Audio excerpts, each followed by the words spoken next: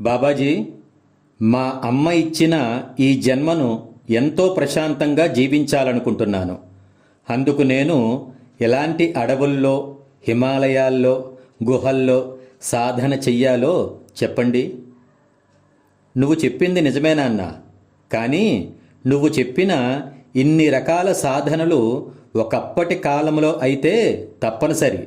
కానీ ఇప్పటి సమాజంలో నువ్వు ప్రశాంతంగా ఉండాలంటే మనుషులకు దూరంగా, దైవత్వానికి దగ్గరగా ఉంటే సరిపోతుంది.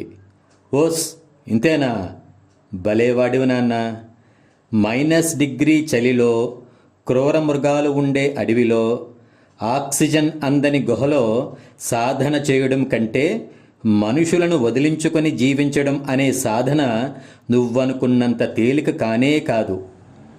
మరి మీరు ఉన్నారుగా బాబాజీ. ఎక్కడా?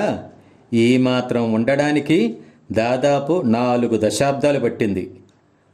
అయితే బాబాజీ, హిమాలయాలకు వెళ్ళడం, మనుషులతో కలిసి ఉండడం వ్యర్థమంటారా? ముమ్మాటికి కాదు. అటు సాధనా స్థలాలు కానీ, ఇటు మనుషులు కానీ మనకు గురువులు. అయితే వాటి మధ్య ఉంటూ అవి అంటకుండా చూసుకోవాలి. అది సాధ్యం కాని వాళ్ళు ప్రథమ సాధనగా కొన్నింటికి దూరంగా ఉండాలి. జై హింద్.